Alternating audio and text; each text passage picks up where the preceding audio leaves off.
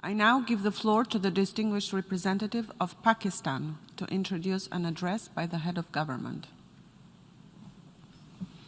Thank you, Madam President. Madam President, I have the honor and privilege to introduce the pre-recorded address of His Excellency Mr. Imran Khan, Prime Minister of the Islamic Republic of Pakistan, to the 75th session of the General Assembly. Mr. President, Secretary General, Excellencies, ladies and gentlemen, I'm honored to address the United Nations General Assembly once again. I congratulate His Excellency Mr. Volkan Bozkır on his election as the President of the 75th session of the General Assembly.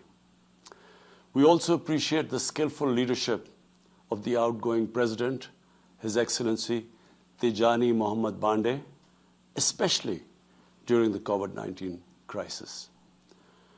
We commend the leadership of the Secretary General in these extremely turbulent times.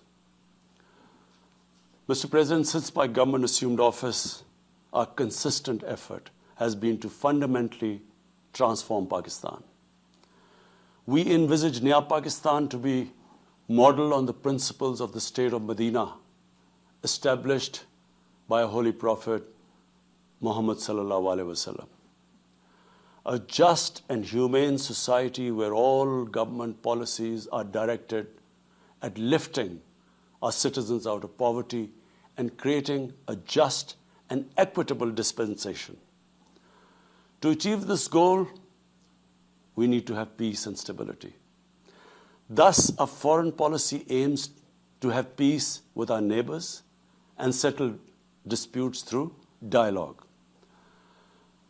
Mr. President, the 75th anniversary of the United Nations is an extremely important milestone, as this is the only body in the world that can help us achieve our goals of peace and stability in our neighborhood.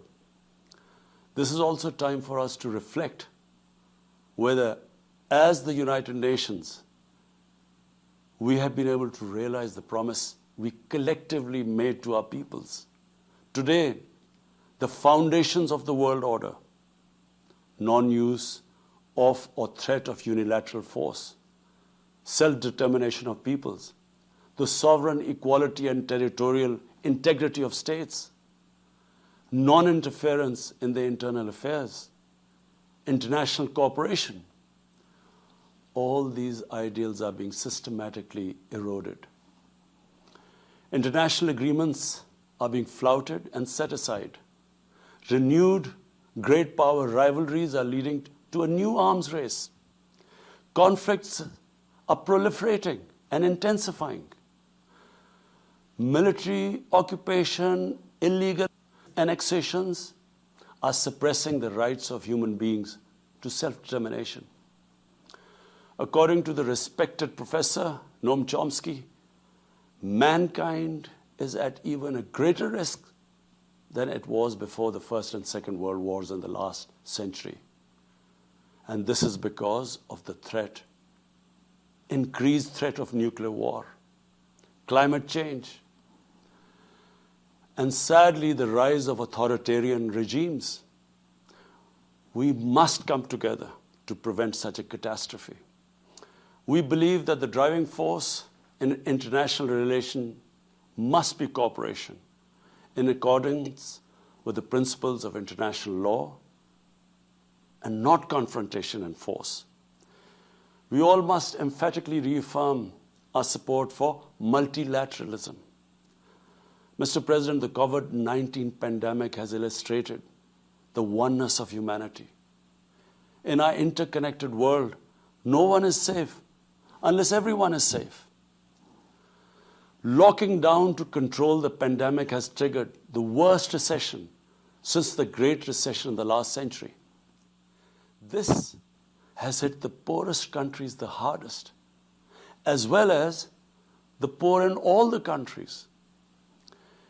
In Pakistan, we realized very early on that if we imposed a strict lockdown, the type that several affluent countries had imposed, we would have more people dying of hunger than the virus. Therefore, we adopted a policy of smart lockdown.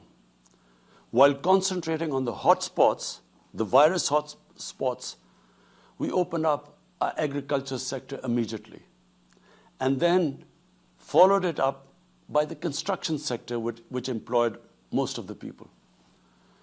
At the same time, and this is despite financial constraints, my government deployed $8 billion, unprecedented amount, for our health services, plus support the poorest and most vulnerable households with direct cash payments through SARS program, and then subsidies to the small businesses. Even though our smart lockdown was heavily criticized in the beginning, but thanks to the Almighty Allah's grace, we have not only managed to control the virus, stabilize our economy, but most importantly, we have been able to protect the poorest segment of the society from the worst fallout of the lockdown. Today, Pakistan's response is cited among the success stories in controlling and responding to the pandemic.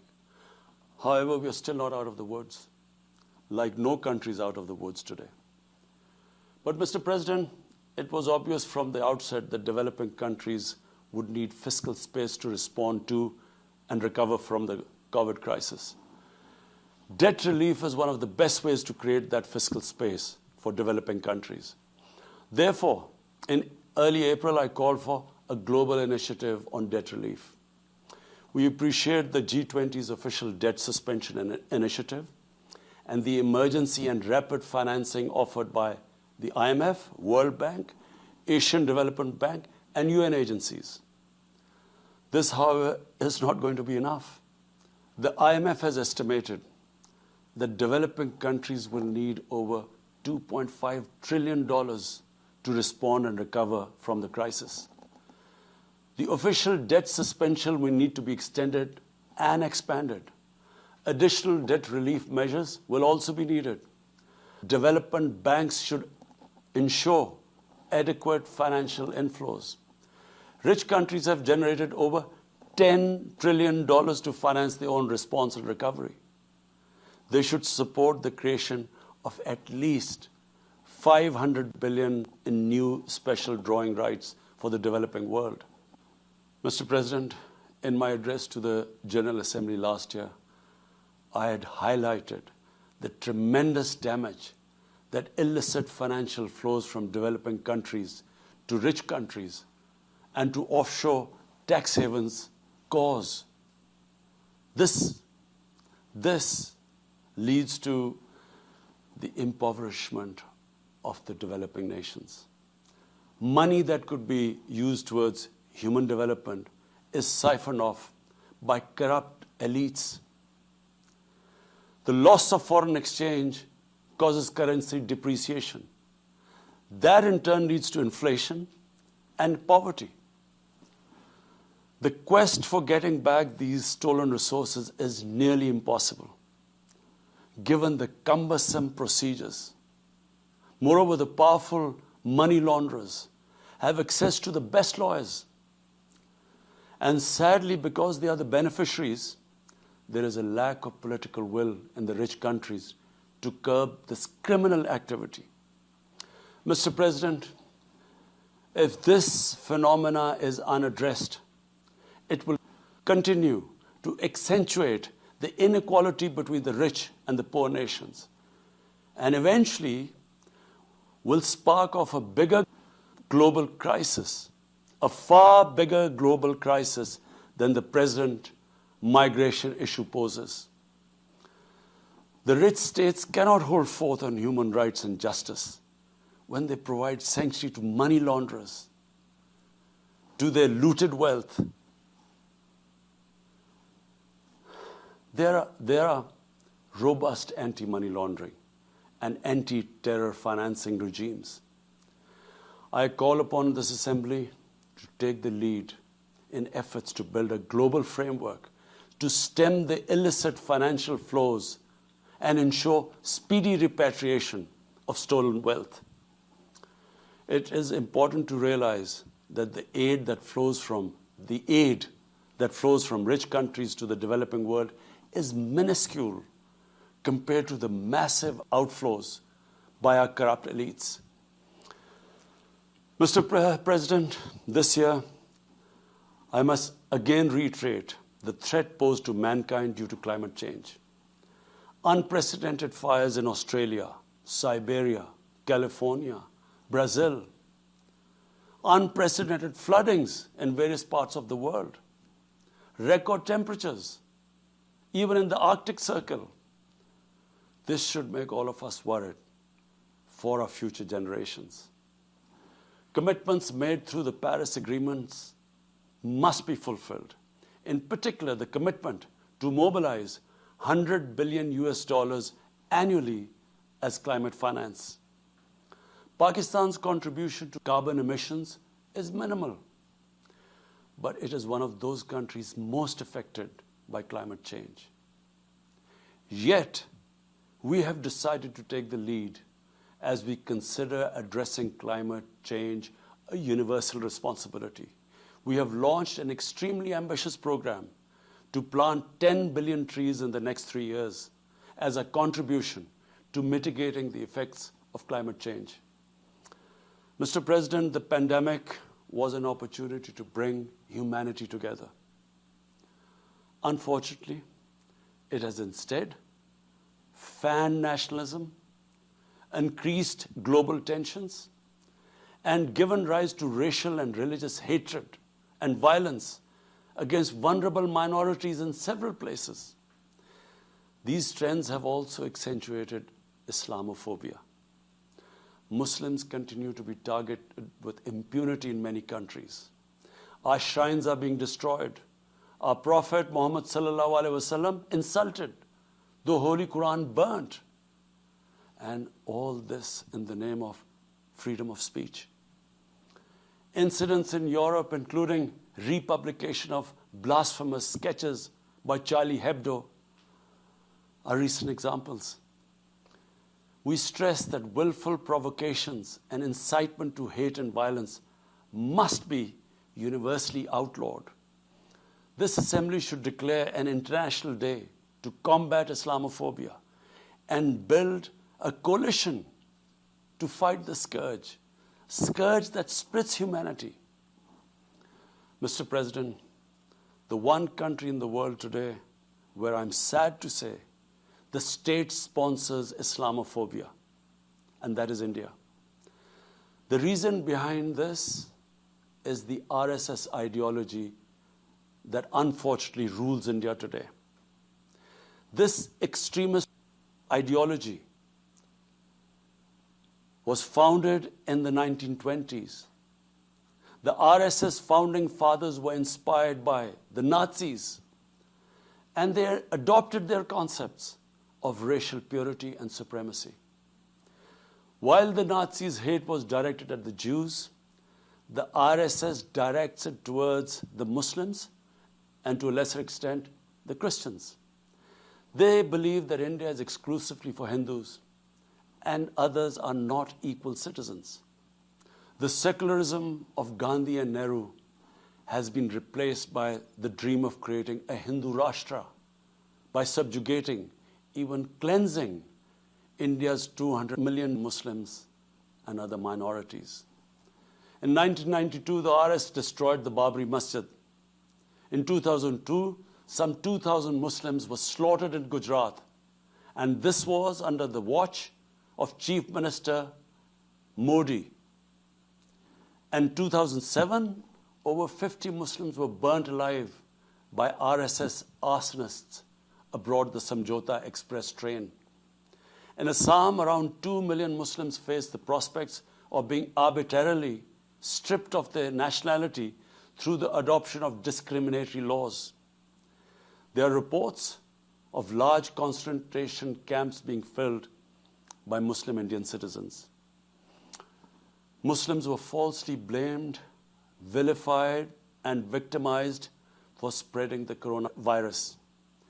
They were denied medical attention on many occasions. Their businesses were boycotted. Cow vigilantes attack and kill Muslims with impunity. Last February, Muslims faced targeted killings with police complicity in New Delhi. Mass registrations in the past have often been a precursor to genocide. For example, the Nuremberg laws in Germany in 1935, and then in 1982 in Myanmar. The Hindutva ideology is set to marginalize almost 300 million human beings, Muslims, Christians, and Sikhs. This is unprecedented in history, and this does not augur well for the future of India.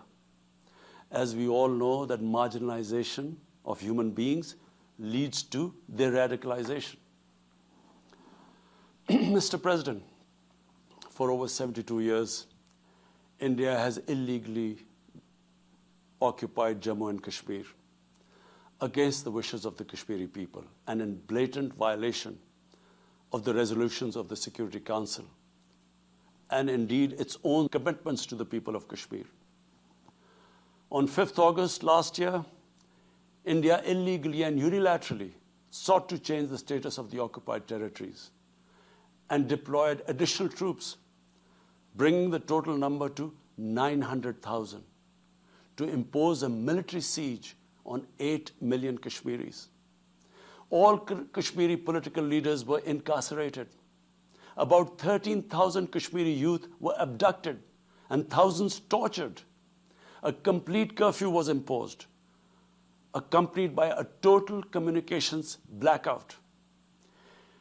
Indian occupation forces have used brute force, including pellet guns against peaceful protesters, imposed collective punishments, including the destruction of entire neighborhoods, and extrajudicially murdered hundreds of innocent young Kashmiris in fake encounters, refusing even to hand over their bodies for burial.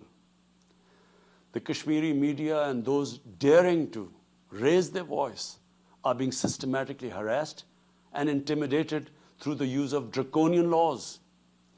All of this is well documented in the reports of the United Nations High Commissioner for Human Rights, communications from the Special Rapporteurs of Human Rights Council, statements from human rights and civil society organizations. The international community must investigate these grave violations and prosecute the Indian civil and military personnel involved in state terrorism and serious crimes against humanity being perpetrated, I'm sad to say, with complete impunity. The objective of this brutal campaign is to impose what the RSS-BJP regime has itself called the final solution for Jammu and Kashmir. To this end, the military siege is being followed by moves to change the demographic structure of the occupied territory. This is an attempt to obliterate the distinct Kashmiri identity in order to effect the outcome of a plebiscite envisaged in the UN Security Council resolutions. This action is in violation of the UN Charter, Council resolutions, and international law, particularly the 4th Geneva Convention. Changing demographic structure of occupied territory is a war crime. Mr. President, the brave Kashmiri people will never submit to Indian occupation and oppression. Their struggle is indigenous. They are fighting for a just cause, and generation after generation have laid down their lives to rid themselves of Indian occupation. The government and people of Pakistan are committed to standing by and supporting the Kashmiri brothers and sisters in the legitimate struggle for self-determination. Mr. President, in order to divert attention from its illegal actions and atrocities in Indian-occupied Jammu and Kashmir, India is playing a dangerous game of upping the military ante against Pakistan in a nuclearized environment. Despite constant Indian provocations and ceasefire violations along the line of control and the working boundary, targeting innocent civilians, Pakistan has exercised maximum restraint.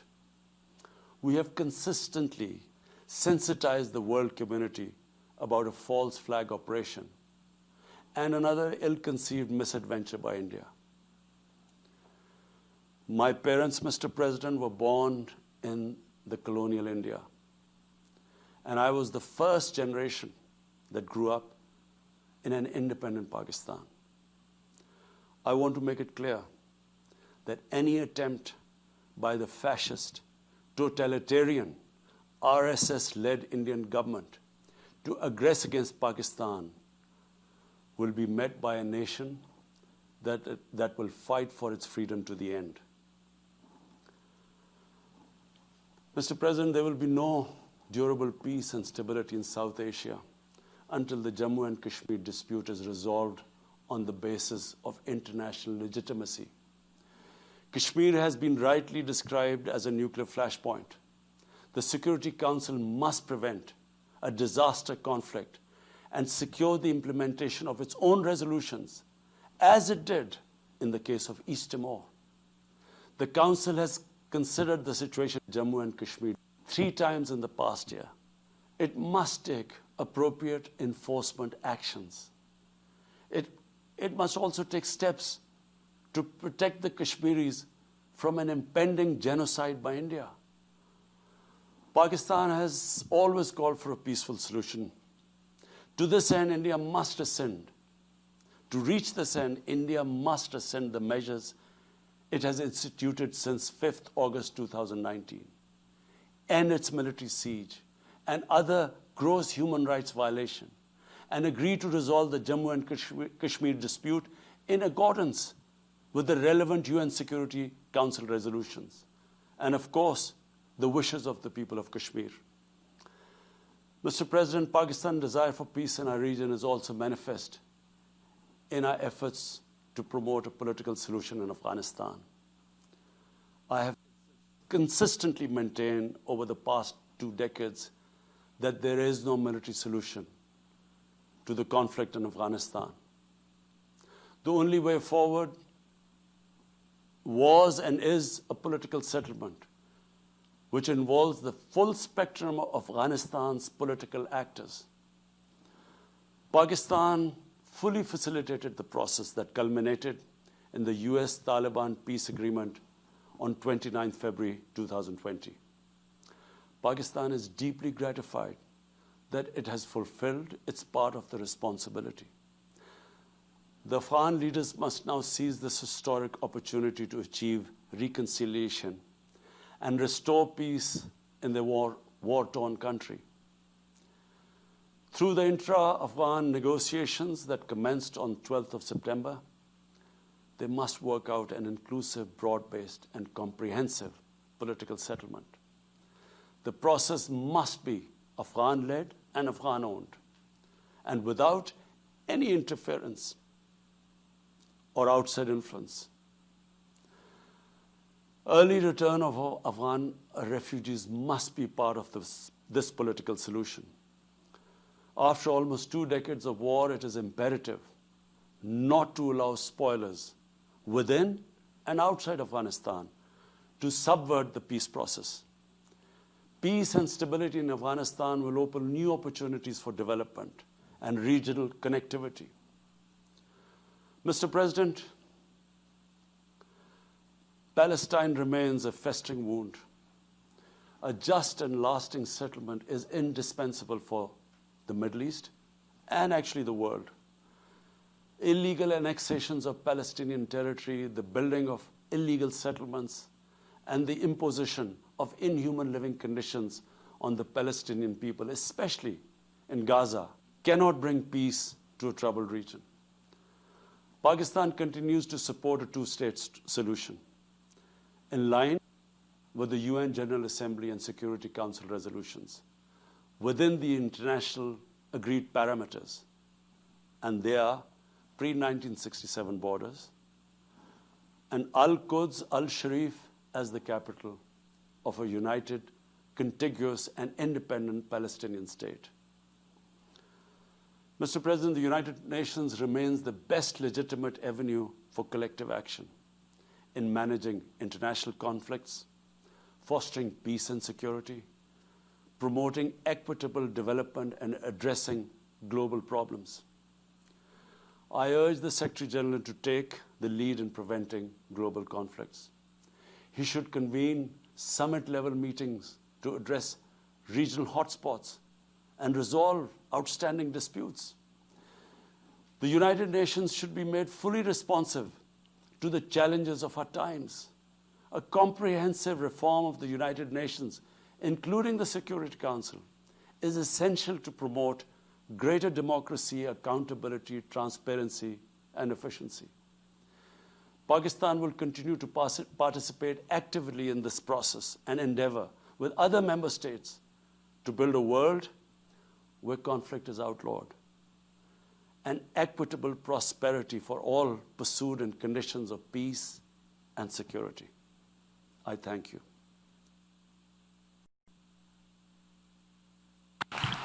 On behalf of the General Assembly, I wish to thank the Prime Minister of the Islamic Republic of Pakistan for the statement just made.